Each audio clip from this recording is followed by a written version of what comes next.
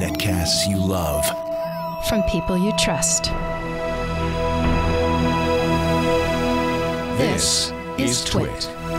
Bandwidth for All About Android is provided by CacheFly at CacheFly.com. This episode of All About Android is brought to you by Gazelle, the fast and simple way to sell your used gadgets. Find out what your used Samsung Galaxy and other smartphones are worth at Gazelle.com.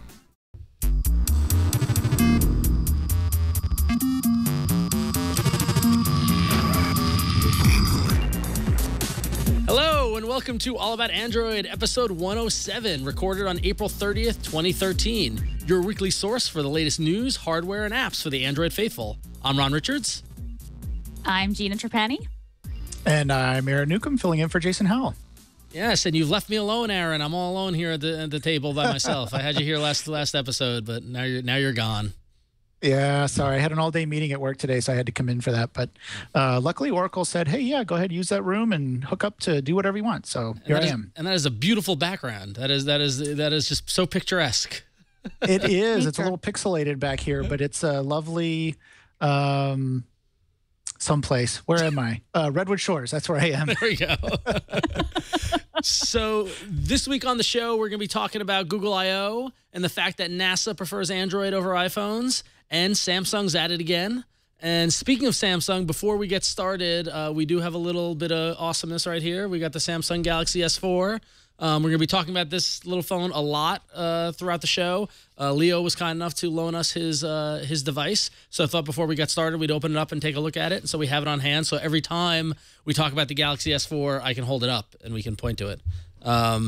But very nice kind of wood grain box. Have you guys seen one of these yet or no? No, I haven't. Is that's a cardboard box? It is a cardboard box. It is not made of wood. Yeah. Okay. Yeah. It is a paper. I was gonna say that's fancy. Yeah, it's like a paper. It's you can see eco-friendly. Yeah, it's eco-friendly. So it's very eco, very eco. It's very, yeah. So we got a little lid here, and there's the phone.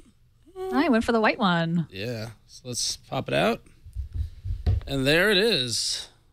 And I think it's already turned on. Yeah, it just turned on as I did it. It is thin. I'll give it that much. Look at that. Look how thin that is. It is really thin. Did Leo pre-order or did he? This is actually a review unit. Ah, okay. So it comes out on Friday. That's right. That's right. And I'm so glad I have an AT&T phone. Yeah, this is the AT&T version of this device. All right. Is it the 16 gig model? I don't know what the specs are on this one. Hang on. Let me check the box. This one should say it. 16 gig. White 16 gig. Ooh. We'll talk about that later. So there it is. There's the Galaxy S4. Kind of looking.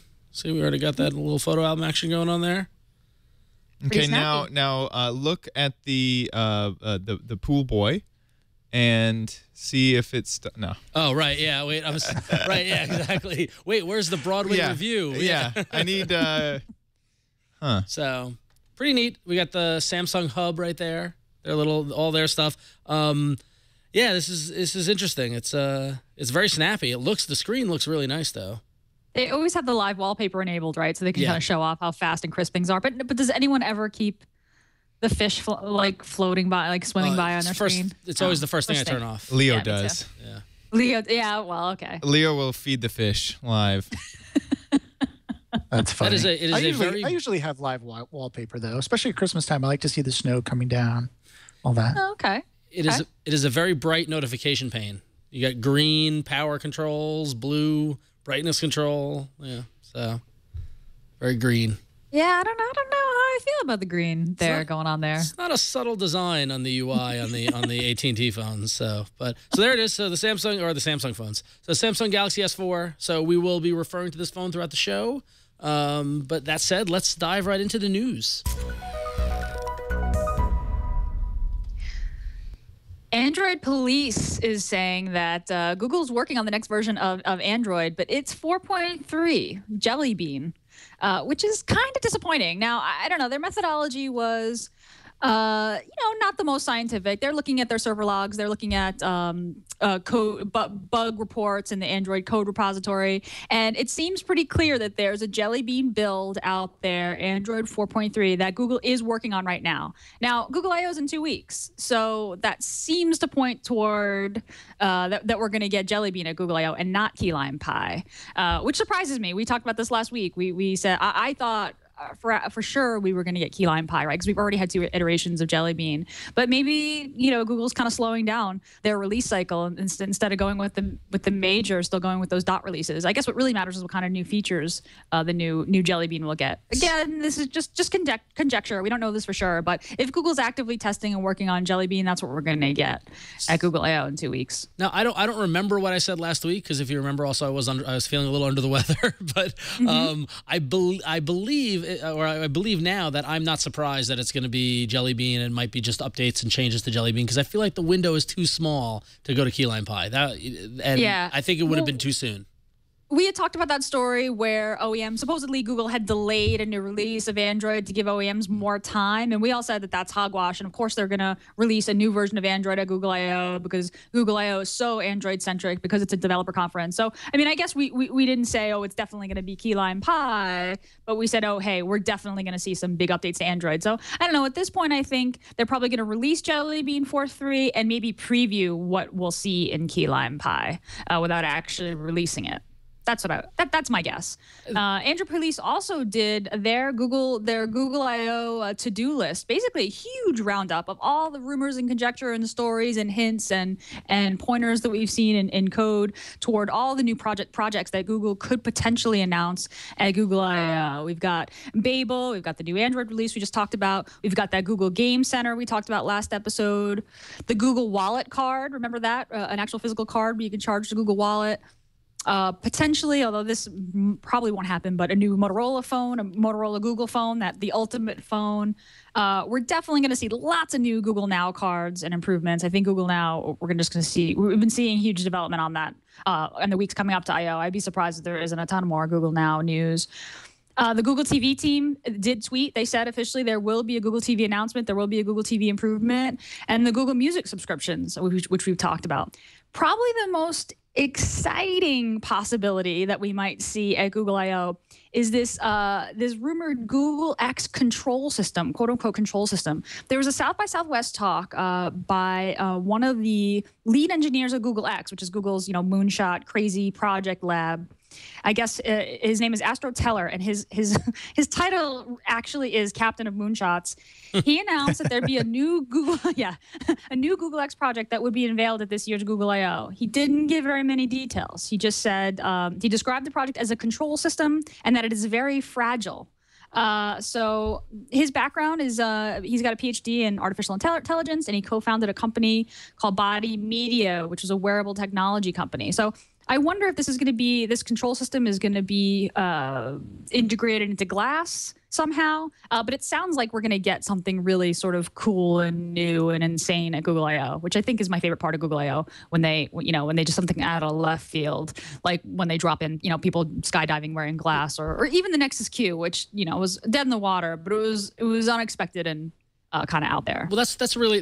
I don't know what's more fun, is the pre-Google I/O lead-up speculation where we get to wildly wonder and speculate, or the actual insanity that they bring to the stage. I think it's kind of a neck and neck between the two. It's true. We should actually, the AAA crew, we should put together our prediction list and then check it against after the show. That's a great idea. We should do that. We should do that the episode before I/O. The episode before, And that'd be really Jason fun. should be back by then, so he can coordinate that. So I don't need to do that. That'd be awesome. Nice. That'd be awesome. So the one thing that Android Police didn't mention is Google Plus. I fully expect some sort of Google Plus, at least API, right? I mean, this is a developer conference. We've been waiting for the right API to Google Plus for a long time.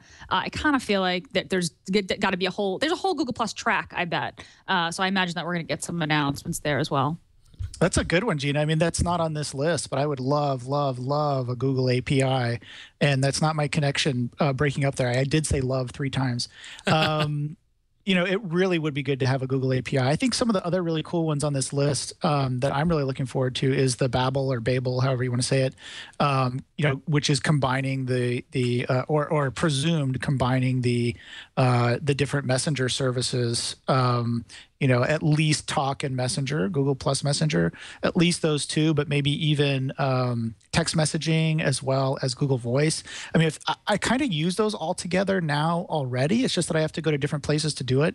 And if they could combine those in one interface, that would be huge. I mean, people were excited about doing like calls in Facebook, like Skype calls or whatever the service they're using on the back end with Facebook Home. But I think that something like this would really be a game changer for Android phones. So I'm really, really looking forward to that. Also, I was thinking there's a couple rumors. There's one about Android Home, like some sort of home automation thing, as well as the control system you mentioned and a Google TV update. I'm just wondering if they might be like combining those types of things into a single announcement or a single project. That's so you could do where you get kind of like automation, like a home of the future almost. Yeah, exactly. I mean, because in order to do, I haven't watched the whole video on the control system thing, but from what I understand, I mean, in order to do some of the things that you would imagine doing, you're going to need some sort of stationary device. With Google Glass, you can do that because it's sitting on your head. You can't really do it with your phone if it's in your pocket, but if you were in front of your TV, if you think of like Connect and things like that, that gives you a really good stationary platform to start with, to start doing some sort of gesture control or something like that. So I don't know. All these rumors are really, really exciting. So we'll see what happens. I know as the resident Google TVer of the group, the fact that Google TV was woefully absent from the show last year, aside from a couple of hardware and kind of demo units, what was it? The LG, not the Vizio. That's where the Vizio device kind of premiered at Google I/O. But aside from that, there was no software update. So I'll be looking towards that Google TV update to see what they do. And I would love a home automated kind of home of the future kind of approach. That'd be really interesting to see what they come up with. So we never heard very much about Android Home. They announced it, right? They demoed that. They had the guy on the stationary bike, right? I mean, like they had some cool demos, and then nothing really came of it. Yeah. Right. So I would love to see Android Home kind of something come of it, but I wonder if it's sort of and Google TV too. It's like the big announcement. There was a big demo. I guess that was 2 years ago, and then it just didn't really go anywhere. So I wonder if they can revive those projects, or if this control system, this Google X control system would be kind of an umbrella or something that would take pieces of those things. I would love to see Google actually do something with Google TV. I'm still my Logitech review is still chugging along. Yeah, I use my Vizio CoStar every night. I really enjoy it, but I would really like an Android 4.0 or higher device and not Google TV, because I can't get I can't get very many of the apps that I would like to run on it because they're not built for Google TV, so they don't run. So, but I can still do Netflix, and I use Crunchyroll to watch anime and things like that. Those work great. And like I said, we use it every night. It does work. It's just that I'd like to broaden that out and use it for more things. Yeah, I can't live without my Google TV, even though it's the Google TV platform. I mean, I don't have cable at home. I'm tied into cord cutting, just watching everything. I stream baseball and all that sort of stuff. I love it. So I don't even need the apps. I don't care. It's got everything I need as of now. But I would love to see it graduate and like you said, maybe merge with Android 4.0 and get a little better. Yeah, yeah. So we'll have to see it. So we're about 2 weeks out until Google I/O, and so as we get closer, we'll go through our predictions and what we're looking for. And I will continue to not be upset that I won't be going because I didn't get invited. So whatever. But that said, so last week, right before we went on the show, Chad actually showed me a story that we didn't get in the rundown, but I thought it was so cool that we would have to get it in this week. So Aaron, why don't you tell us about NASA? Yeah, so I think we might have mentioned this on This Week in Google last week, Gina. The fact that NASA is actually launching Android smartphones into space as part of like a low-budget satellite program. And I actually talked to someone from NASA about this a little over a year ago, I think, about what they're doing, and it's really, really cool. They basically, they're building these shells, and they're loading them up with Nexus 1 smartphones, and they're able to launch these things into orbit, actually, which is really, really cool. They have these little 4-inch metal cubes, and they pack the smartphone into there, and they launch them into space. So cool. I have such a deep affection for the Nexus One. It makes me so happy that it's then one that's going on. That was my, when I saw that, I'm like, so that's what's happening to all the leftover Nexus Ones. It's like, great, they're gonna go off to space. That's a great solution for that. It was a great handset. It was such a great handset. I love that phone. That phone was wonderful. That phone was great. It was. Yeah. It was. It was funny to see all the tech blogs because kind of run with it, and I saw the stories trickling in through the week, and so many of them took NASA chose Android over iPhone, which I thought was very funny, but which makes sense because they've probably loaded it with a bunch of custom apps and monitoring and all those sort of things like that. So I mean, it makes sense that Android would be the phone that they would take to do this because they could probably mess with it more than an iPhone. So no doubt, definitely. Yeah. The thing is, I mean, they could actually they could launch this thing and just shoot out like a ton of these things and collect all this data. They're not going to last forever. They do have external lithium-ion batteries and some solar cells to power, but I don't think they last forever. So, but they could shoot a ton of these things out and get all kinds of data all at the same time and then correlate all that data back on Earth. So it really is kind of an interesting thing. You wouldn't be able to do that with normal satellites that are huge and cost millions and millions of dollars to develop. These things are about $10,000, or the goal was to get something that costs less than $10,000 using off-the-shelf equipment. So, we've already seen a bunch of these go up on the weather balloons filled with helium, right? Yep. So we know that they perform well even in kind of rough, cold environments. So that's very cool. It's very cool that they're doing this. I mean, who knew that we would be putting phones into space? Well, I would have never guessed that, 10 years ago or so when we started seeing the more modern phones come out. Well, I can't wait until when we finally breach, the atmosphere and space travel becomes a common thing as it will in our lifetime. We're going to get up there and just going to be a sea of Nexus Ones just kind of littering the atmosphere. So the orbit should be interesting. Cool. Well, back here on Earth, as we opened before, we saw the Samsung Galaxy S4, and I'm sure we all remember the train wreck that could be described as Samsung's launch event in New York City. Well, they're at it again. Samsung launched the Galaxy S4 in India, in Mumbai, recently. And well, I mean, I can't even accurately describe what happened. So we'll just roll the video and you all can see what happens. They got a Bollywood actor named by the name of Ranveer Singh, who performed this. Oh man. Yep. This is what you think it is. Samsung style. Samsung style, folks. This poor guy. If you like the S3, then this phone is even better. It has an HD screen and is just a lot slimmer. 441 PPI is not just a number. Look at this clarity, it's brighter.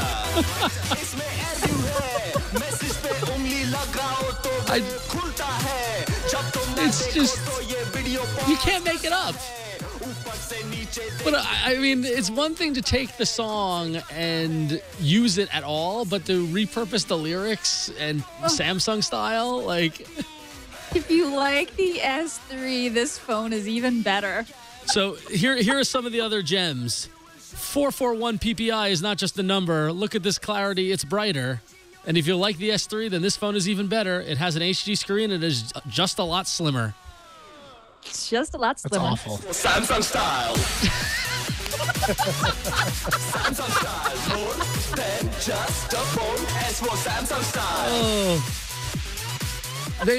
I hope they paid Ranveer a lot because that is rough to do. So what I find fascinating is that Samsung is not only creating train wreck of press events, but they're culturally relevant train wrecks of press events where we had a Broadway show in New York City, then in India they go with Gangnam Style with some K-pop, and it's yeah, okay, but it's K-pop with a Bollywood twist to it, which I just find fascinating. So yeah, I wonder how much they had to pay to license that, though. I mean, is that considered a parody, or did they have to license the music and stuff? I'm sure they did. That's a good question. That's a very good question. It's got to be parody. It's got to be parody. I mean, yeah, and also like like I know in the United States you'd have to buy mechanical rights for something like that, but in India, does that matter? Yeah, maybe not.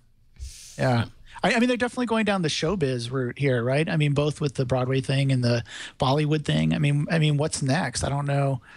You go to Hollywood. I don't know what could they pull out that would be worse than this.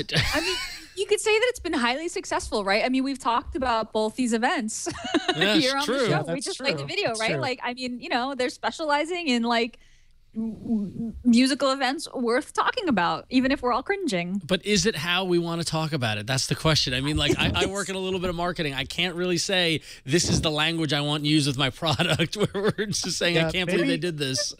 Maybe for Oracle World this year, maybe for Oracle World in San Francisco, we should see if we can get Larry Ellison to do that. What do you think? Yeah, good idea. Yeah. Well, Ubuntu style. So to balance the Gangnam style, the only thing to take that taste out of your mouth would be an update on the Apple-Samsung legal battle. Just a real quick note, if you remember back in March, Judge Lucy Koh actually cut the amount of damages that Apple was awarded in their battle with Samsung, and a new trial was ordered to determine how much those damages will be. We now have a date for that, so November 12th will be the date where they duke it out in court over the amount of damages. So we've got at least another 6 months to speculate and wonder about Apple, Samsung, and then we get to talk about it all over again. So looking forward to that. And it's funny to see how the Apple-Samsung battle has now achieved kind of cultural zeitgeist level as Microsoft gets in the game recently with a commercial for their new Windows Phone, basically poking fun at the fight between Apple and Samsung. And kind of taking a play out of Samsung's playbook with doing kind of an attack ad. We can check this out, the Microsoft wedding video, which kind of pits both phones against one another. We could share in the serenity and joy of this beautiful day as we come together to celebrate the commitment of these. Would you mind moving your enormous phone? You mean the enormously awesome Galaxy? Search One Trick Pony. Aren't you a little young to have an iPhone? You want to go? iSheep, copy bots. Autocorrect this. So you've got the bride and the groom's families representing Apple and Samsung, and pretty much accurately poking fun at both Apple and Samsung, the various things that are said about both of them. Is there an app for that? Search karate. Karate. You think if they knew about I love how he repeats himself there, because that's totally what happens in real life too. And so you've got the waiters there with their Windows phones, just kind of documenting it and saying, and Microsoft being nice, saying, "Hey, don't fight, just switch." Smartphone of the year. But this kind of harkens back. Do you remember Microsoft used to make funny videos? Like a lot, like 10 years back during when Gates was CEO, they had the Volkswagen parody video. Microsoft used to make good like funny videos, and this kind of goes back to that. So it was interesting to see this. They used to do them for the developer conference all the time, and then they would leak out, and everybody would watch them. Yep, that's pretty funny. But I think they're still on. I mean, you remember when Windows Phone first came out, and they were like that video, which was funny, came out, which was like people using their phones everywhere.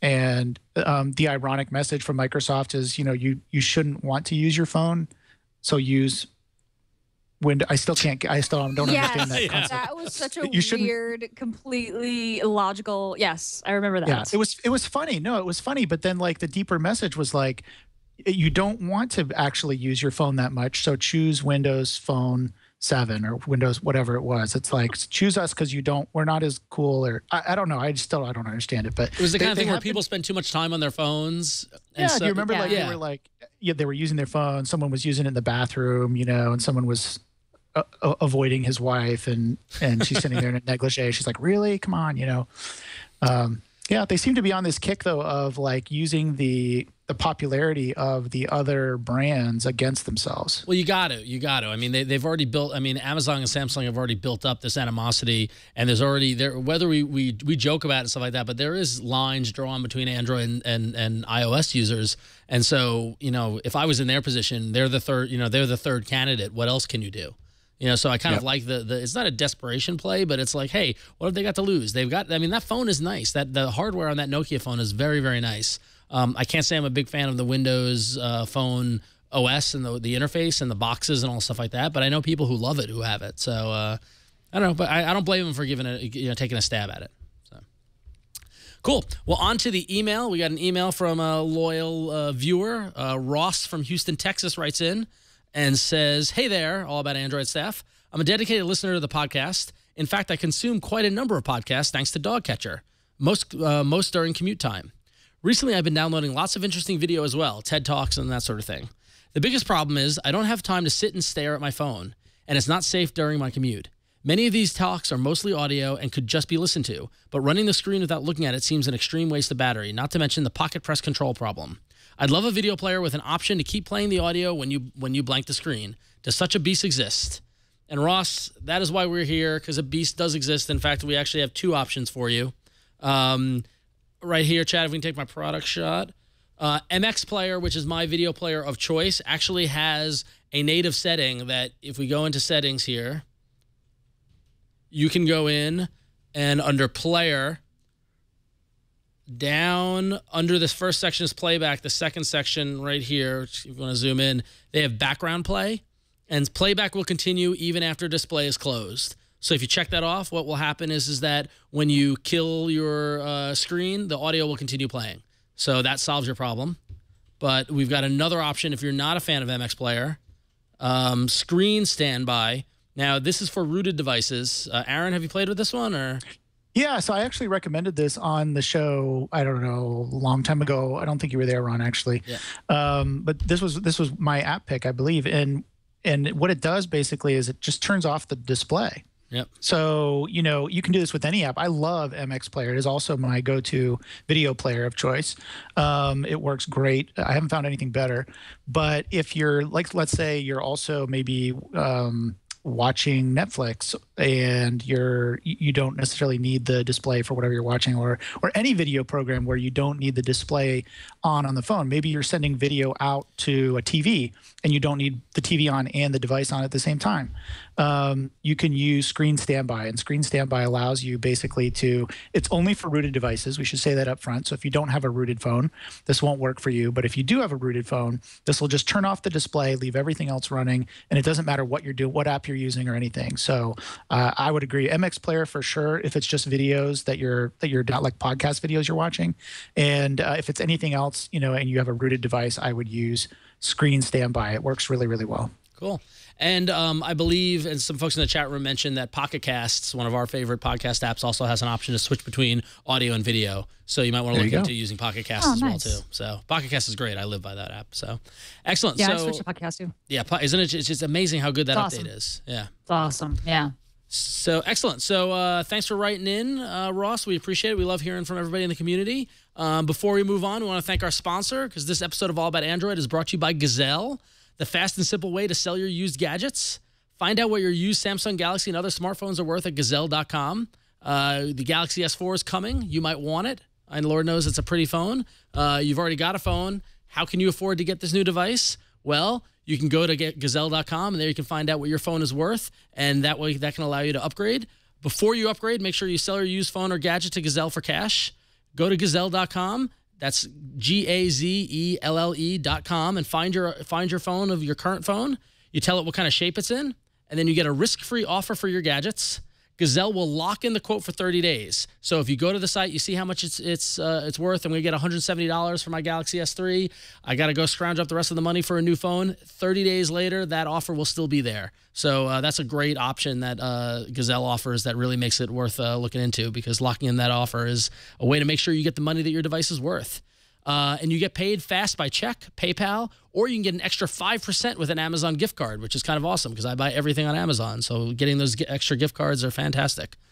So go to Gazelle.com and get an offer on your Samsung, HTC, LG, Motorola, BlackBerry, iPhone, iPad, or other Apple products. Do it today, because your gadgets may lose value every day that you wait. So remember, with Gazelle, you get paid in cash, fast payment, it's risk-free, offers are good for 30 days, and most importantly of all, it's trustworthy. Gazelle will help you wipe your data for absolutely free. These Gazelle folks, they're good people, so they'll take care of you. Gazelle has paid over $100 million to over 500,000 customers, and that's a testament of how easy it is. They offer free shipping. Most items qualify for a free box. A fast process. It doesn't take very long to list the items.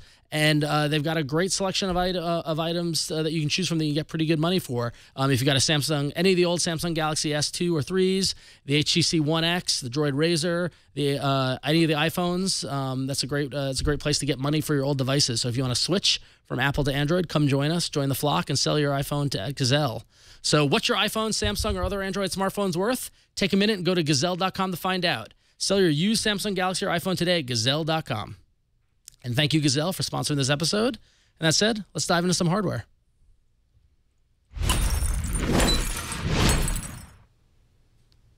I'm really excited, you guys. Google Glass is happening. It is. It's happening for me this weekend, actually. I'm picking up my pair this weekend. I took the leap and finally called them up. I got my invite and my special code or whatever and have paid. So I'm going to go up to the Google offices up in LA, and they do like a pickup, they do a fitting, and then they do a tour where they show you kind of how to use Glass. So I'm excited about that. So I will have it on the show next week. Will you wear it on the show next week? Absolutely. Why not? I can't wait. This is exciting. It's almost like I'm getting it. I feel like this is the only place that I really can wear it without feeling like a little bit embarrassed. You know, we might have to. We'll talk about it on next week's show, but I kind of feel like there's a challenge coming up. Like, you got to go a day without taking it off and see how it affects your life. Have you guys seen, before I go into the good story, have you guys seen this new Tumblr, the white men wearing Google Glass.tumblr.com? You know, this is my thing with Glass, right? Like, I'm super excited about it. I love computers, so of course I'm just interested in this. But, you know, this Tumblr kind of, you know, the thing about Glass is that it's on your face, and I think I've said this in past episodes, like, it just screams sort of privilege and early access and disposable income and, like, you know, all those kind of things, right? So this Tumblr just cracked me up. And it is exactly what it says it is, just pictures of white men wearing Google Glass. To Google's credit, there are plenty of pictures of women, not all white, also wearing Google Glass. But now that Glass is going out, a lot of the really early adopters do happen to be white men, and they are on that Tumblr. In the meantime, if you're not getting your Glass or you're just interested to know how Glass works, we got some more details. Google dropped a new how-to video basically showing us in more detail than we've ever seen how Glass actually works. And it's a 1-minute video. I don't know, Chad, if you wanna show it, but it shows how the touchpad works and what the interface looks like. And this is the video I've been waiting for. This is the one. I mean, I've said I've been skeptical of Glass because I want to see how it works. Here are the basics of how to use Glass. Put it on your head. Touchpad. It runs from your temple to your ear. Tap the touchpad to wake up Glass. You should see the display above your line of sight. Adjust it to see everything. Okay. The home That's screen that arm shows kind a of goes. clock. This is your timeline. It's a row of cards. Whoa. Things to the left. They look are like Google happening Now cards. Google Now. The weather, an upcoming flight, All right, so or an event. In this your is phone. actually pretty cool. You can You tap swipe on the any touchpad card to move see them. more. Oh, that is Swipe cool. down anywhere to go back to the timeline. So I feel like this is very Geordie LaForge. Are from the past. Yes. For example, messages, videos, or photos. Tap on a photo. Yeah, I didn't know that it would do that. Well, no, I think might be slightly misleading because are the cards to the left and the right in view? I don't think they are. I think you just. I don't believe they are. You see that one square, right? Yeah, they're just letting you know, like, this is. Stand by. And have fun exploring. It's embellished for. Yeah, that's a little deceiving, Google. I'll call foul on that. I mean, based solely on the video, there's a lot more just temple rubbing than I thought there would be. You know, there's a lot more this kind of thing. Like, I mean, people are going to notice if you're doing that. Yeah. But interesting to see. You know, I mean, there's one strip that one touchpad is just one strip. So you swipe back and forth and you tap it. I thought there were going to be more. Like, can you say "Okay, Glass" in order to wake up Glass, or do you need to tap the touchpad? I'm not sure. I'll find out. But that was kind of a cool look at how it works. In other videos, they did say "Okay, Glass." Yeah, they did. Yeah. Get it to work. You're just describing that swiping thing, and I'm imagining like someone who, you know, when you can't get your device to work and you just kind of go nuts on it. I can just see someone like going, "Come on!" What's really funny is that's the point. Like, when stuff doesn't work, and this might be because I watched a lot of Quantum Leap, but whenever my phone doesn't work, I do hit it like what's his face did with his little handheld on Quantum Leap. Yeah. So it's like, are people going to be tapping it like, you know, like Geordie? Yeah. I should go write that. Like, you know, plays this. I already got the sound shaker thing. Maybe I could like modify it to play that sound from Quantum Leap every time you hit your phone. the whine noise or whatever that made. Yeah.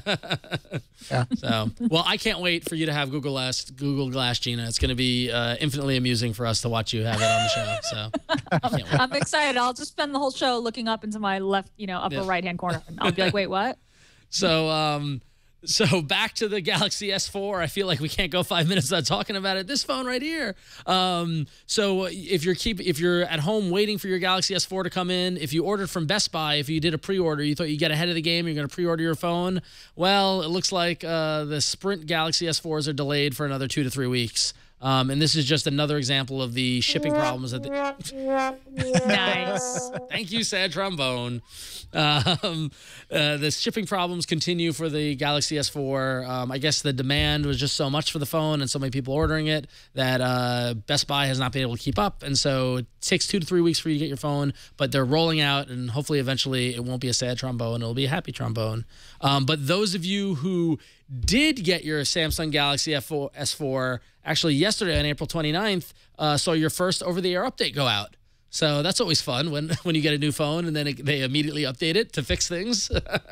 Yeah, that was only on Sprint though, right? Yeah, it was only on Sprint. Yeah, correct. It was a 24 meg over-the-air update that went out, and we haven't been able to find out exactly what it does, what this update does, but it's this, considering the small size, my guess is it's probably really low-level bug fixes, or it's not uncommon to when you get a new phone to immediately have it update. I mean, that happened when I got my Nexus 4 and immediately started downloading the latest version of whatever's going on. So I don't think this is too much of a worrisome. I'm sure Sprint is just kind of fine-tuning some things as it gets out into the wild. But so if you have a Sprint Galaxy S4 and you haven't gotten the over-the-air update, you might want to check for updates to see if you get it yet. It's been rolling out. And finally, the Samsung 16 gigs Galaxy S4 come with 45% of used storage out of the box. A little confusing in that state when you open up the phone and you think, great, I've got a 16 gig phone, and you see that 45% of the 16 gig is already used. And there's the price of all the wonderful Samsung innovation that we saw in terms of their applications. If you look at it, currently, they are taking up a lot of room with the stuff that they're putting on this phone. So could you check yours, Ron? I mean, can you check the one you have? That's why I asked you if you had a 16 gig, because I'm kind of curious. Now, I know probably Leo's been playing with it a little bit and loading some apps, but he couldn't have loaded that much, right? He just got it today. So let's see. Let's see if I can find the settings.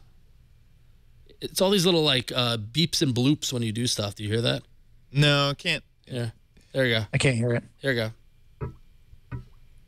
Oh. Yeah. Oh, I thought that was you smacking the That's what I thought. the too. mic. Sounded Yeah. like- The thing. Kind of metallic sounding. Where are the settings? Can you not window shade down to settings? Oh yeah, window shade down. I was looking for the set. See, this is what happens when you're on stock. That's right. This is great television. Oh, here it is. There's a little gear button. All right. So here, do you want? We didn't rehearse this, folks. We didn't rehearse it. Yeah, this Right. is live. This is live. So my device. There should be a storage. All right. No more Storage? storage. There. Yep. Let's This is see. exactly what it is. Total space how much? Total space 9.62 gig, 1.7 gig, or take It never gets old. 1.78 gig of our applications, and that leaves, and then some pictures and videos, audio downloads, miscellaneous files, and that leaves 7.32 gig of available space. So Can you uninstall the Samsung apps? that's a really good question. I don't want to do this because it's Leo's phone, and I don't want to screw anything up. But let's see. I'm just curious to know if it's an option. I guess like S-Translate, something like that, because I think those language files were offline. They probably take up a good amount of space. Let's see. You're not gonna see, there's S voice. I wish I could sort by that. I know, right? Sort on here. Let's see. At least you have an SD card, though. I mean, at least you can put, external storage in, which you can't on all phones. And that bugs me because, I mean, I just went through my phone today and I'm like, oh, crap, I'm already over 20 gig on my phone. I mean, people are saying, oh, you don't need more than 16 gig. Well, I'm already over 20. So. All right. So there's, let's see here. Samsung apps widget. There is no uninstall. Yeah, you can disable, but you can't uninstall. You can disable, you cannot uninstall. Yep. Yeah. Samsung Hub. For disable, no uninstall. Yeah, disabled. Yep. So, Ron, this was your objection against this phone, right? Is that you wanted to just run pure Android, right? And this is the reason why. Yep, exactly. Yeah. Yeah. I mean, comparatively, I mean, if we look at my phone, the Nexus 4, which is running stock Android, and I use it on a daily basis. First, how quickly was it? Like you hit 2 buttons to get into your storage. Did you see that? How quickly? Yeah. Instead of the one button, then the tab, then the actual thing, and then. Yep.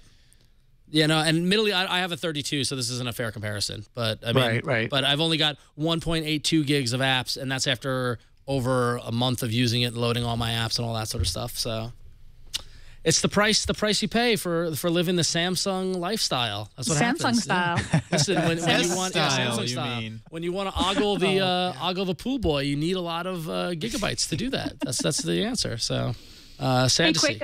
Quick update. I had someone from Google tweet me just now, and just to clarify that you can tilt your head to weight glass. You don't have to rub your temple to do all that. Wait a minute. Is someone from Google watching and then decided to tweet you to update? Mind blown. Indeed. Andy Kinsella, thank you very much. Executive producer of Google Creative Lab. Thanks, Andy. Wow. Are we sure it's not Andy Rubin hiding behind a Twitter account? I'm on to you, Andy. Me and Andy, we're like this. Andy from Google. Andy. I love All About Android. All righty. Moving on. Well, speaking about Android and Android devices, Samsung, again, on the Samsung train we are, launched or unveiled a 7-inch Galaxy Tab 3. According to Droid Life, it's nothing to get excited over, but it's kind of an interesting device. It's a 7-inch device, like I said, 1.2 gigahertz dual core processor. I can spit it out. 1 gig of RAM. It is running Android 4.1. It has front and rear facing cameras, hefty battery. So yeah, kind of cool. I don't know. For my money, I think Nexus 7 is still pretty good. That's what my wife uses, and I confiscate it often and drive her nuts because I want to test things out. She doesn't like that because she likes her Nexus 7 too much. But if you're a Samsung person and you want to, you like the tab or you like the Samsung interface, I don't know why, but check it out. Might be really interesting. I love how the headline of this is nothing to get excited over, and I think I know I'm super biased because I'm a Nexus 7 user, but I can't think of any other device that would get me to go from it to. And I tell everybody, I get a lot of people on Twitter asking which tablets to get, and the Nexus 7 and the Nexus 10 are the way to go as far as I'm concerned. Yeah. And we need to add this to our Google I/O list. There's going to be a new N7 and Google I/O, so don't buy anything in the next 2 weeks. That's a really good point, actually. Yeah, that they almost guaranteed that they'll have some updated version of the tablet. So keep an eye on that. I'm wondering if I think there might be. It would be interesting to. I think here's what I think is going to happen with that is I think they're going to do an incremental update and then lower all the prices. So like $50 each. The price will come down. Whatever it is today, it'll be $50 less, and then there'll be one more model above what you can get today. Well, yeah, that's the sliding. That's the sliding scale. I remember, 20 years ago, my dad worked in computers and was explaining to me how there'll always be a $500 computer, a $1,000 computer, and a $2,000 computer, and what you get for that price point just changes. So that makes perfect sense that they'll discount to clear out the stock, and then they'll have a new model that's either got more storage or a faster processor or better display or whatnot. So.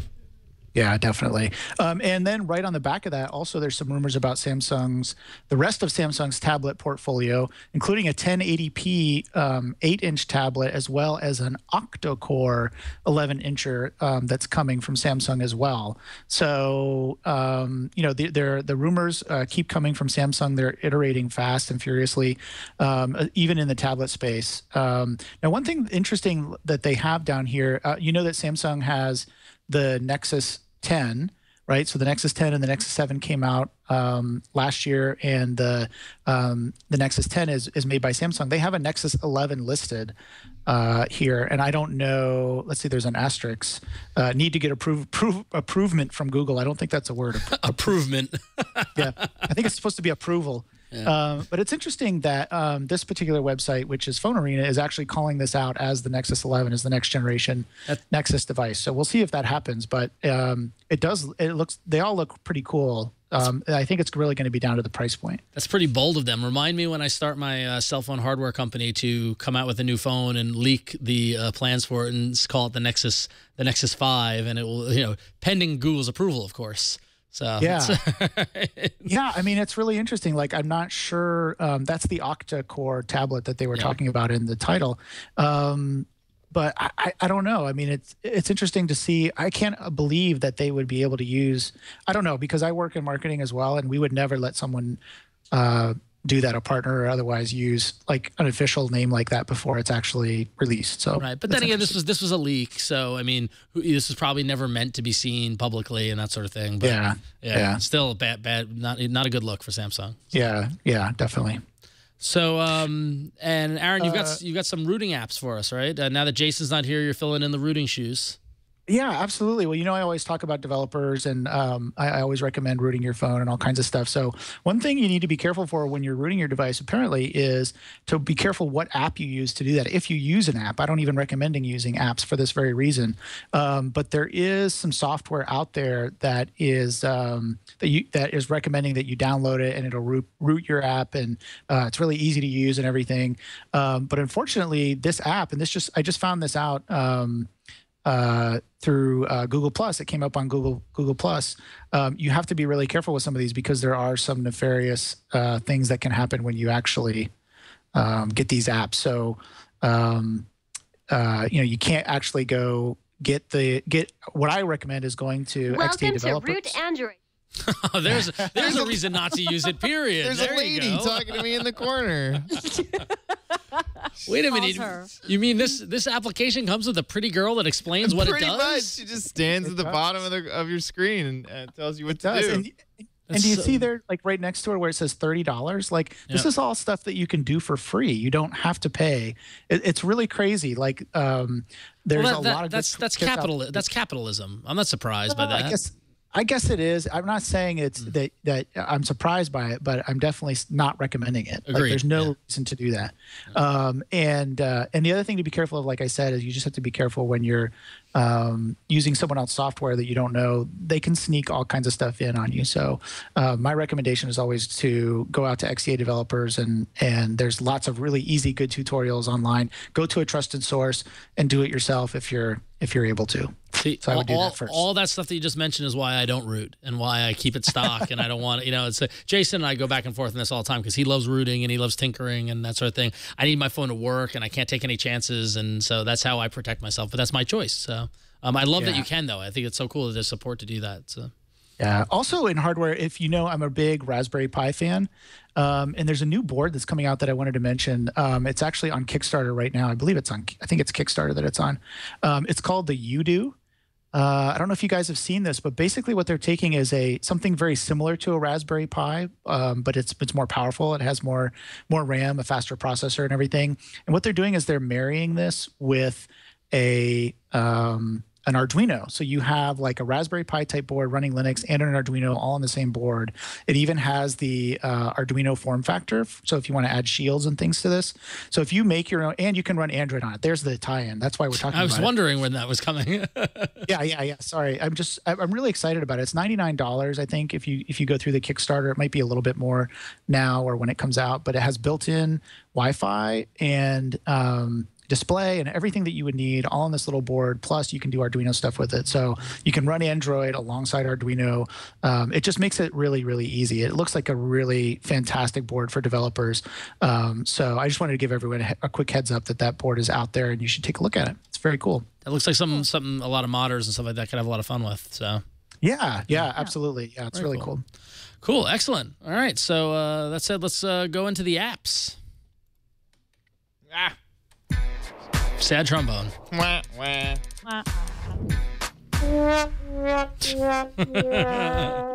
You might want to keep that on cue there, Chad. I know. It's hard because it's in another tab and it's difficult to get at. Got another one coming up, but first, Gina.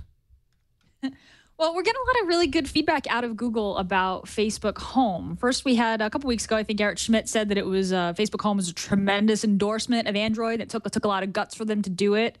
And this week, Matthias Duarte, I apologize, Matthias, if I'm not pronouncing your name correctly, but Matthias was the lead developer on Android right around the Honeycomb, the Honeycomb sort of redesign of Android. When Android really started to get good, that was his work. And he came out this week and said, quote, the new Facebook Home shows an incredible amount of polish and attention to design detail, and that didn't come from a hardware manufacturer. He said this in an interview with ABC News. He continued with the home experience. Facebook did a nice job expressing the Facebook experience, but so much of the Google design experience with Ice Cream Sandwich was in there as well. I don't know how much of ICS was actually in Home, but it was kind of nice to see the kind of, or at least the geeks or the design geeks at Google come out and say, hey, Facebook Home is awesome. They did a really good job. I mean, even you, Ron, it wasn't your cup of tea, but you said, Facebook Home is really beautifully designed and the attention to detail was very nice. Yeah, it's for what it was and what the premise is. It's beautifully executed. I wouldn't give it 100% beautiful grade because I did have a problem with the app tray and some of the navigation out of Facebook Home, but or working with other applications other than Facebook Home. But within the Facebook functionality of it, it honestly was somewhat of a game changer, and it's nice to see that Matthias is kind of recognizing that. So, yeah, really, that's really a big endorsement from the lead designer of Android, who's kind of responsible for Android's good design phase, which was the most recent one. But at the same time, Google just made a change to the Play Store's terms of service, which bans apps from doing in-app updates, which do not happen through the Play Store.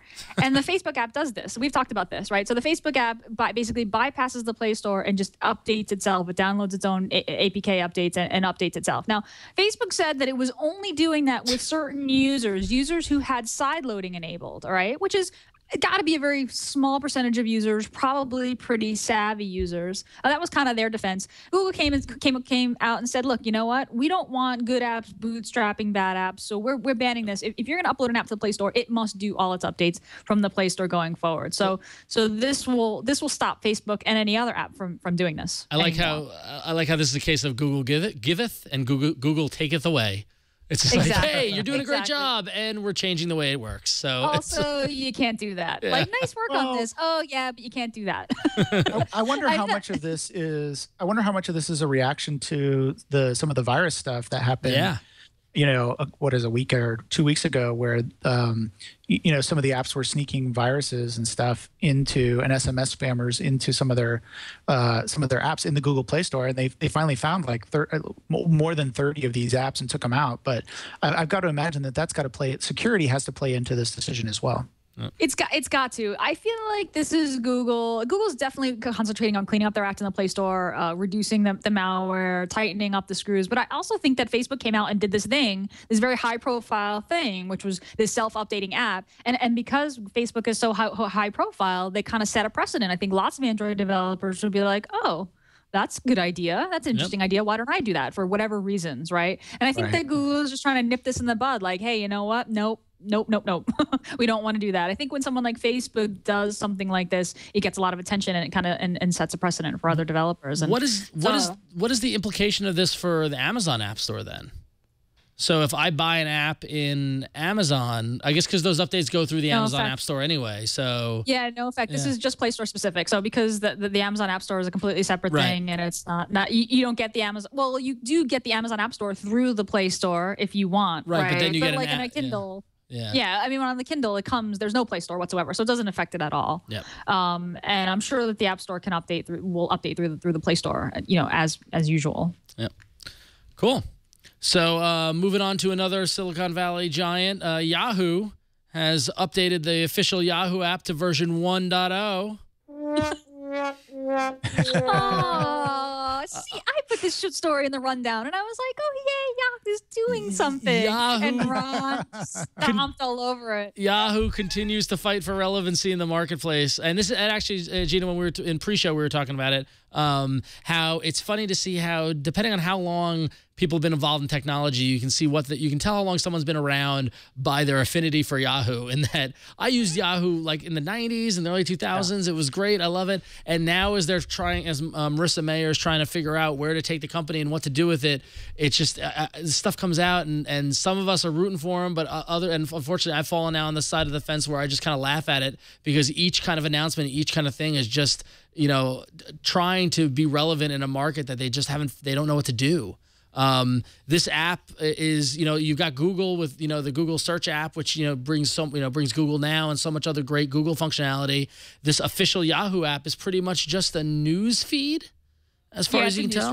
It's a continually scrolling news feed of stories that learns by what you click on. So it'll, if you click on a Kardashian story or a gay NBA player story, I guess you'll get more gay and NBA stories. I don't know. But it learns as you click, you sign into Yahoo. But it's kind of the continuation of their homepage redesign, had that forever scroll of news feed. It's a news stream. And listen, it's not anything to to throw a party about, but I just like to see, I don't know, I'm excited. I want to see Yahoo release more relevant apps. They just released a weather app for iOS, which got pretty good reception. I'm just excited to see some movement, right? I'm excited to see that Flickr got updated. They gotta Myers got to get the ball rolling really fast. They need to be shipping every week, and you're right, making themselves more relevant, I think has been a fight for her and will continue to be. I root for Yahoo. It's true. Part of it is just this like nostalgic feeling, right? Like there was a time when Yahoo was really awesome, and they had all these great acquisitions. They acquired all these great companies like Upcoming, for example, which they just shut down. But I had my Yahoo address forever until I switched to Gmail. So, for me, it's like I just want to see some competition, right? I want to see somebody else in the web services market besides Google and Facebook. That's where it's coming from. We'll see if they can pull it off. Turn that sad trombone around and turn it into, I don't know what the opposite of a sad trombone is, but turn it into something positive, I guess. Yeah. Well, speaking of turning things around, there's another app actually that came out that was, it's been in beta for a long time, and I know people have been really looking forward to seeing it on Android, and that's Swipe. Have you used Swipe? Have you tried the beta of Swipe? I was on Swipe when it first came out, and then I went to the stock Android one, and now I'm on SwiftKey. So I'm choosing the stock Android. I haven't tried the new one yet. Yeah, I'm a SwiftKey user myself, actually. So I really like that. But I know Swipe was around for a while. They got bought out, and then but it never really seemed to make it to the Play Store, and it finally did. And it's a pretty good keyboard. I mean, I've used it a couple times, and then I went back to SwiftKey. But for people that like to draw, like to go with their finger really quickly on the screen and draw things out, it might be for you. So if you're maybe you've come over to Android and you really miss Swipe or something, I don't know, but you can get Swipe now in the Google Play Store. So if you want to, go check it out. I can't remember if you have to pay for it though. Let me see. Good question. I think you do have to pay for it. It's a free trial, but then I guess to get all the features, or maybe they have ads or something. It's 99 cents in the Google Play Store. So okay, it's not too bad. $1. I mean, the amount of improvement that you get when you switch to SwiftKey or Swipe is well worth $1. Even from the stock Google, the stock Android, kind of whatever Google called it when they rolled it out in Android, the idea of the connecting the dots in the stock keyboard, SwiftKey and Swipe add functionality that is worth $1. So, in my opinion. Yeah. Yep. Cool. Right on. So we got another email from a listener. We did. MJ Jenkins writes in and says, I recently received my HTC One, and I'm loving this phone. My only complaint is that I missed the full screen caller ID for my iPhone. The screen in the HTC One is so beautiful and vibrant that I really want to have my caller ID photos as large as possible. Do you guys have any suggestions for apps to use? And I have no issue with a pay-for app. If I want the Android app community to get better, I have to do my part and support the developers. Love you, MJ. Love that sentiment. I picked that email just because I knew, Gina, you would like that last little tag. It's stolen my heart. I really appreciate that.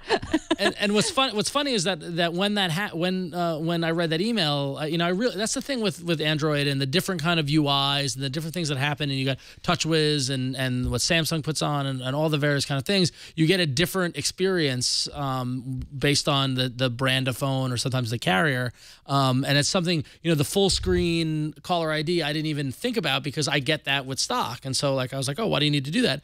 So I went to the Google Play Store and I searched, and I did find an application. In fact, I found a bunch of applications, but I found HD caller ID, and I paused and looked at that because if you look at their graphic in the Google Play Store, it's actually an HTC One. And so it's like, oh, they've realized this too. So clever marketing, HD caller ID. They found their market. Yeah, exactly. So hopefully that gets the job done for MJ. But if for some reason this doesn't get the job done, you'll find a bunch of other apps, similar apps that are recommended to it. And there's actually a lot that do this functionality. So I will admit that Caller ID, I installed this, and it looks like you have to assign photos actually in HD caller ID, so it doesn't use your the photo from your contacts, which is a little bit like wish that it used the photo with your contacts, but it works really well. I mean, I installed it and tried it out. I like it. Yeah. Cool. Yeah, there's other apps also that pull. I know we've talked about some of these before, but they'll pull photos and things from various social streams, like from Facebook or Twitter. and use those as well. So depending on if you want to assign your own picture or if you just want to have it randomly pull from profile pictures and things from social sites, that may be a distinction you might want to take a look at. Cool. Right. And as always, it is great to hear from everyone in the community. And you can email us at AAA@twit.tv. That's AAA@twit.tv. Thank you, MJ, for writing in. And now we're going to get a little competitive as we go into the arena. So many enter, but only one lives. Android Arena. That just gets better and better every time I see it. It does. Yeah. It does. I love it. So looking at last week, the three of us faced off in the arena, and despite Gina being the early leader with notification weather, oh, look who came out on top. Sliding Messaging Pro.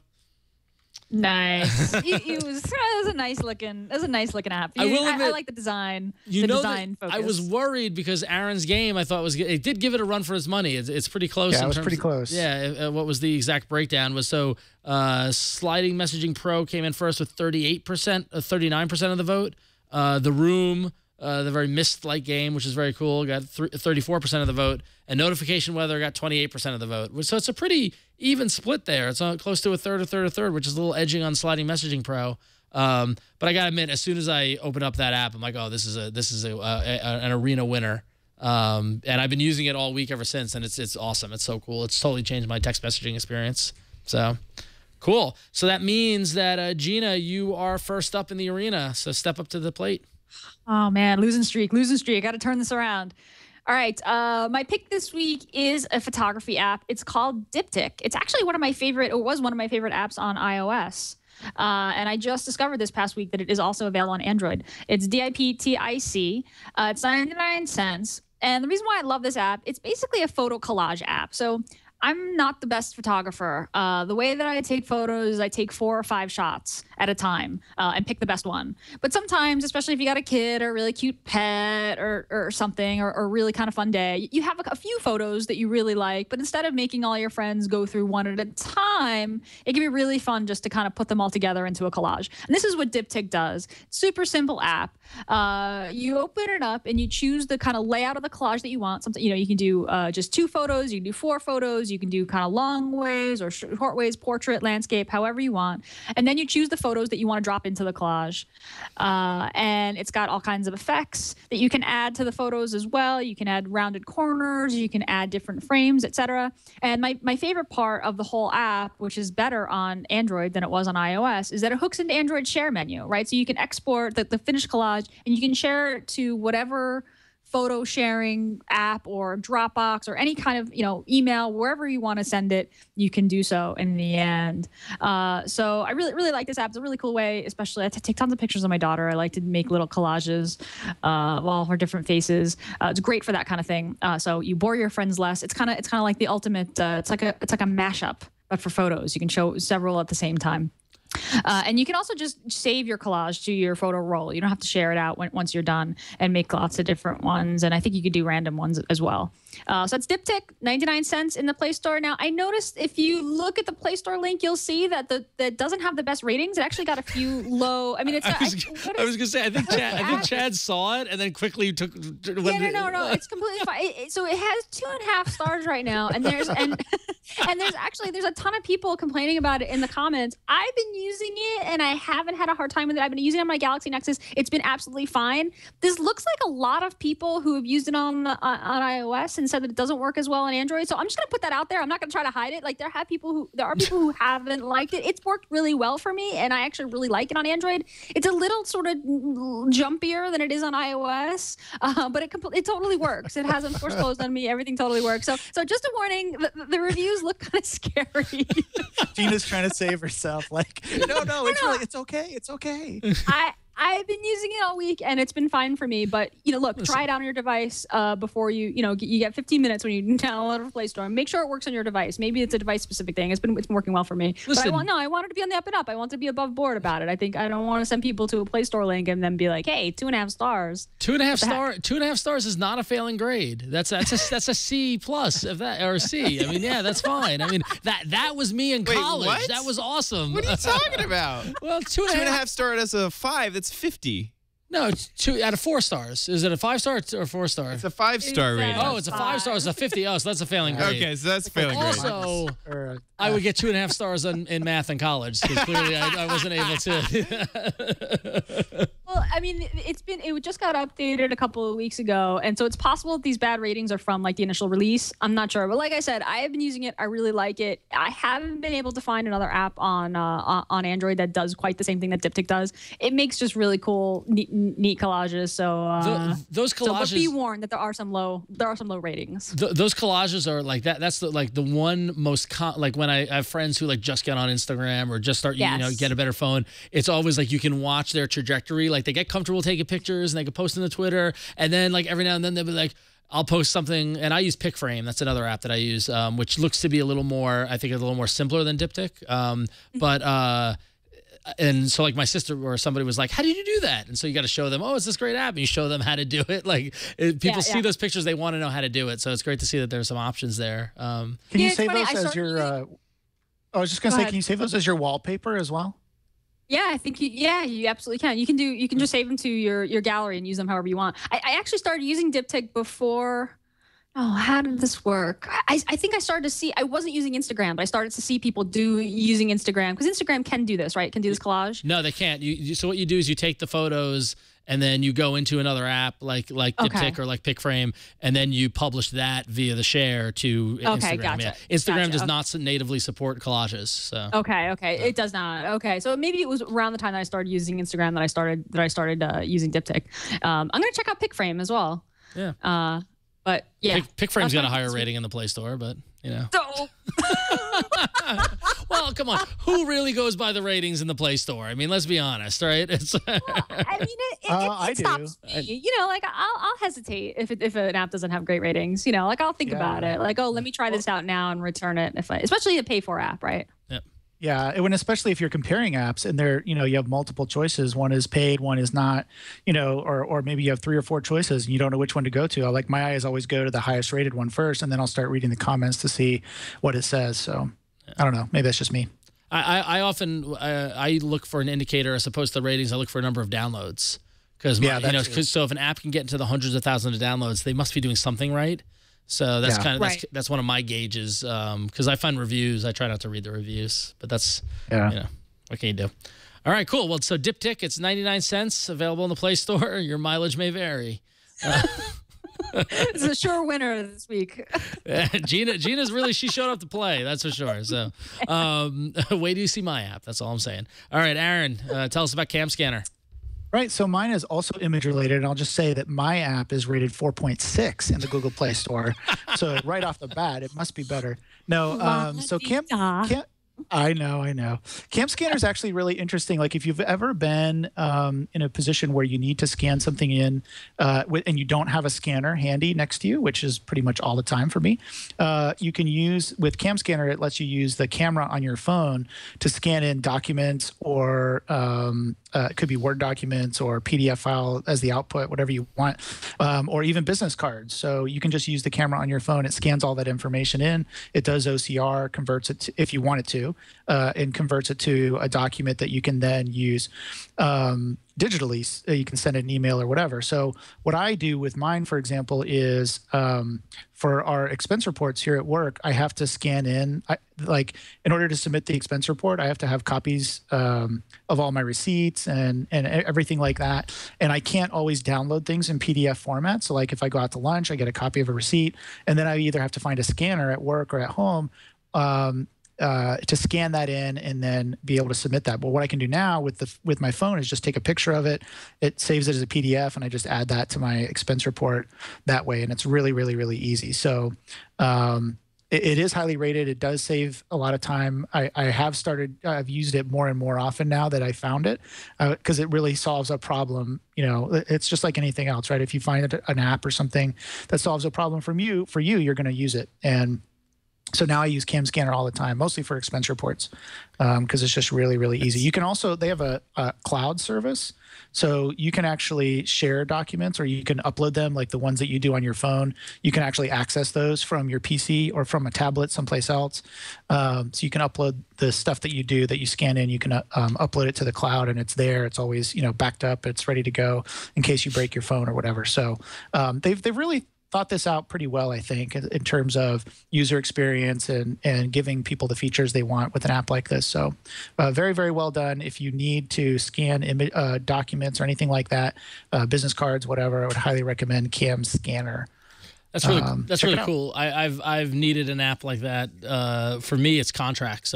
For my day job, at work, I'm constantly signing agreements and contracts and things like that, and having to go find a scanner. You got to sign it, you got to scan it, you got to email that in, then you get their copy back and print. This seems like it just makes it will take out that step and be able to get the signed document that much quicker. That's pretty cool. Exactly. Yeah. And I use my phone. I mean, I just use the camera on my phone as a note taker more and more all the time. Yeah.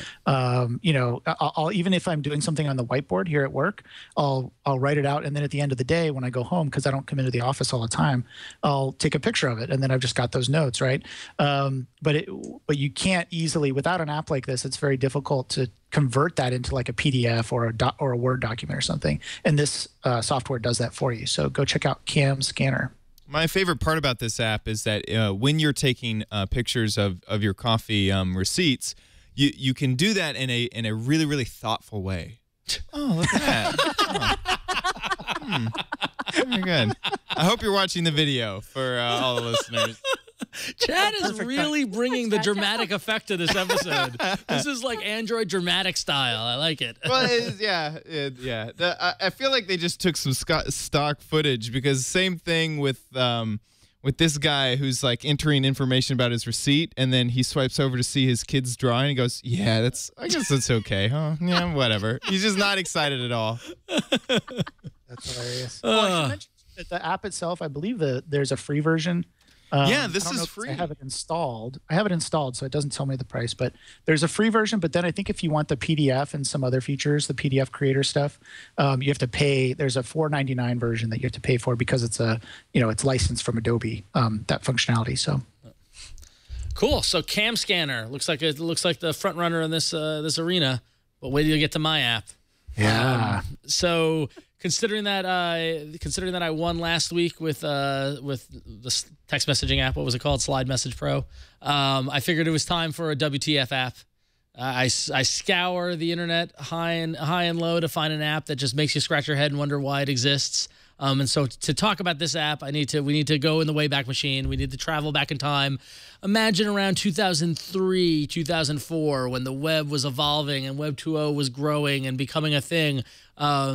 Gina, what was one of the indicators that the web was evolving in the mid-2000s? A design aspect. I don't know. Rounded corners? Rounded corners, exactly. Rounded corners. So that was like a big deal when not CSS MIDI files? Not MIDI files. No. Evolving. Animated GIFs. No, wait, they came back. They did. So if you are a lover of rounded corners, Rounder is the app for you.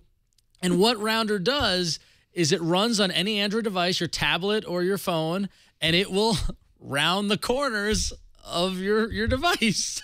So here I've installed Rounder, and what it does is it gives me a little control panel here, and I can turn it on, and I can control the settings, whether it starts on boot or if it appears in the notification window. Wait, can I check? Okay, so right now. So here, right now, let me go away. Right now, that corner is rounded. Oh. That corner. Can you set the radius? Yeah. Can you set the radius? So watch this. So I can say turn off top right, and now top left, top right is, look at that. So if you want to do like the top left, the bottom right, you can do that. It's amazing. Rounder can do this for you. So we're going to go in, and not only can you do that, but you can set the radius. So right now I've set it to 23, so I'm going to dial it back down to 10, and we'll notice we have a much more subtle rounding corner up there. But pop back out, Chad. I'm going to dial it all the way up. And I like my corners round. Let's see how bad it is. I was just going to make a very inappropriate comment. So I like my corners dialed up to 39. And so look at that. That's a round corner. That is a round corner. And so in the settings as well, you can choose to whether overlap the lock screen and notifications. So basically, it rounds everything on the device. So if I'm going to go into Netflix here, you're going to see, oh, I've got a rounded corner on Netflix. Hang on, as Netflix reloads. Basically, what it's doing is it's just dropping an overlay over your UI. So any app that's running or anything that you do will have a rounded corner. So I'm going to go to Flipboard. I feel like Steve Jobs would really approve of this. Oh yeah, no, he's all. I mean, yeah, no, absolutely. He's up in heaven, looking down on me right now and say, "This is wonderful." Saying, as it should be. Yeah, exactly. So now is an app that adds like a shadow underneath each app. Yeah, like the clear reflection thing. Really, all it needs is the drop shadow aspect. If they can integrate the rounded corner drop shadow, we'll be golden. So Rounder. It's free in the App Store because really, would you pay for this?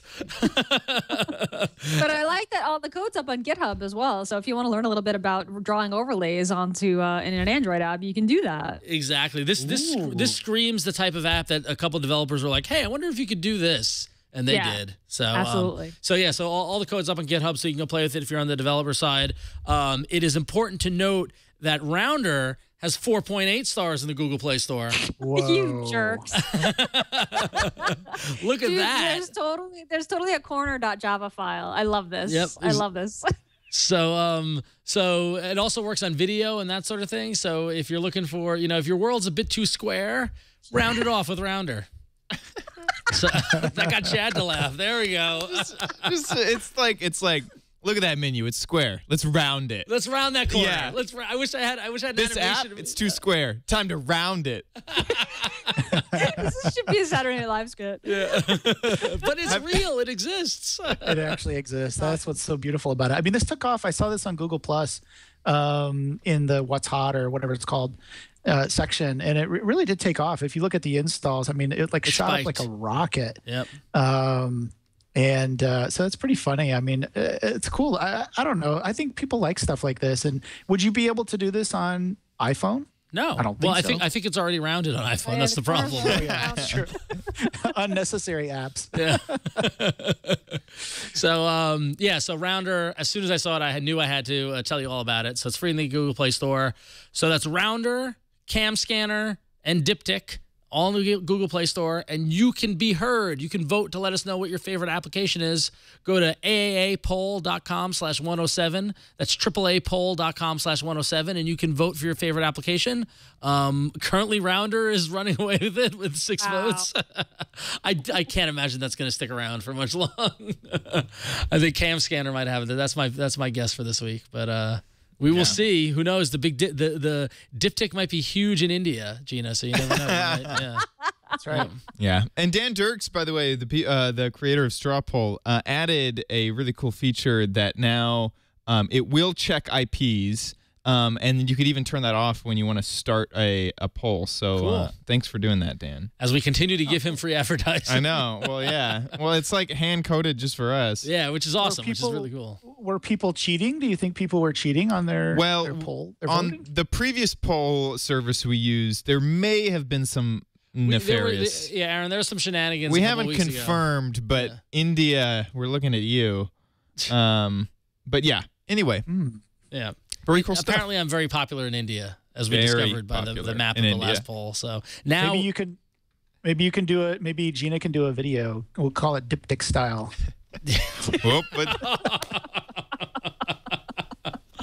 Well then, excellent. So that was the arena. Go to AAApoll.com/107, and that rounds us off for this week of All About Android. That brings another show to a close. Aaron, why don't you tell folks where people can find you? Well, you can find me here currently at Oracle headquarters, but if you want to find me online and around social networks, you should go to Google Plus and add me to your circles. That's where I spend most of my time. Or you can follow me on Facebook or Twitter. I will be at Maker Faire. Maker Faire is coming up in just a few weeks. So if you're going to Maker Faire, be sure to stop by and say hello. I will be at the table showing off Open Sprinkler. Open Sprinkler is a really cool open hardware platform that controls irrigation valves, sprinkler valves, like for your sprinkler system. And it's built on either Arduino or Raspberry Pi. So it's completely open hardware, completely open software, and it does a fantastic job. You can build it yourself, or you can order it pre-assembled, but you can build it yourself if you own a soldering iron, which is what I did. And really, really cool stuff. So I'll be talking about Open Sprinkler at Maker Faire, but just come by and say hi. I'd love to meet some people. It's a huge event. So, get your tickets, show up early, and it's a great time. So just stop by and say hello. Excellent. Love the Maker Faire. The Maker Faire is always a great time.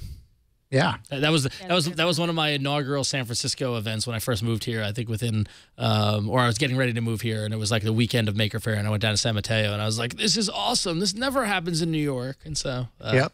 Very cool. Nice. Now it does, though. Now it does. Yeah, There's actually, New York Maker Faire. a friend of mine was at Maker Faire in Connecticut this past weekend, I think, or a couple weeks. I saw it on Instagram, so that's pretty cool. Yeah, excellent. Definitely. Cool, Aaron. So Gina, where can folks find you? You can find me online on Twitter and Google+, just my full name, Gina Trapani. And if you are in the mood to try another Android app, check out my app, todotxt.com. I actually just uploaded an update to the Play Store last night. We're just modernizing the app, making it more holo. I had a lot of fun with the contextual action bar on Android over the weekend. It's an open source app. One of my contributors really added a bunch of upgrades to the app. It's a plain text to-do manager, to-do list manager, and now you can select multiple tasks and perform batch actions, and there's a quick filter, so you can filter by project and context. It's really gotten a lot better thanks to a really kind of awesome community that's kept development going. So you can check that out at todotxt.com. It's in the Play Store and also in the iTunes Store as well. And I co-host a show here on Twitch called This Week in Google, which airs on Wednesdays at 1 p.m. Pacific. I'll be on tomorrow with Jeff Jarvis and Leo Laporte, and we'll be talking more surely about Google I/O and other googly goodness. So hope you see you then and you come watch live. Excellent. Hey, if you're going to plug your show, I've got to plug mine. So definitely check out Floss Weekly tomorrow morning, where I will be co-hosting with Randall Schwartz, who likes to do this a lot with his finger in the camera. We'll be talking about Ceph, which is an open source I almost have to call it a file management system. It's really not a file system. It does a lot of things. It does object store for like cloud storage. If you're doing cloud storage, it also does block-based storage. It's really hot. I think it does global namespace. It does all kinds of really cool storagey things. So check out Floss Weekly tomorrow morning, bright and early, 8:30. But I will be in the Brick House tomorrow morning for that as well. Excellent. Chad, when you're not busy blowing the sad trombone, what are you doing? Nothing much. I'm doing a show on Twit called OMG Craft, where we talk about Minecraft twice a week, actually. And I also do a show about YouTube this week in YouTube with Lamar Wilson and Leo. Every Sunday we record. Every Monday it goes live. So that new episode just came out yesterday. So go and download it. Cool. It's my favorite show on the internet. That one? Yeah, that one. The one that just uploaded. Yeah, oh, good. Great. YouTube? Yeah. The YouTube show? Yeah, the YouTube show. Right. One day we may actually get lights here. I just kind of look. I kind of like the shadow. I'm coming from you like from an alleyway, it seems like. You're a man of mystery, Chad. Yeah. I like it. Exactly. Yeah. I like how the brick background too really. Right. Yeah, it's the alleyway. And it's like there's clutter back there. You can't quite tell what it is. Yeah. Good absolutely. thing you got that hair. The hair is not stealth though. No. That's the problem. Got a little bit. Not at all. Excellent. Well, finally, if you like me and my shenanigans, you can go to about.me/RonXO, and you can find links to my Twitter and Facebook and Google Play and all that fun stuff. And I'm often on Twitter observing my ridiculous life. But during the day, I'm at Image Comics, where I'm helping make some of the best comic books in the world. Go to imagecomics.com, check out The Walking Dead, Saga, Manhattan Projects, and Fatale, and other great comic books that you should be reading. And they're also available digitally, so check them out. All right, so that wraps it up for this week's show. As always, we'd love to hear from you. You can call in a voicemail at 347-SHOW-AAA, or you can shoot us an email at AAA@twit.tv. That's AAA@twit.tv. We also like video mail, so upload those to YouTube and send them along. We're on Twitter at @AndroidShow. You can always find the show notes at twit.tv/AAA, as well as past episodes and links to iTunes and YouTube. And you can watch us live every Tuesday around 5 p.m. Pacific at live.twit.tv. It's another week in Android without Jason. We miss him, but he'll be back next week. So we'll see you then.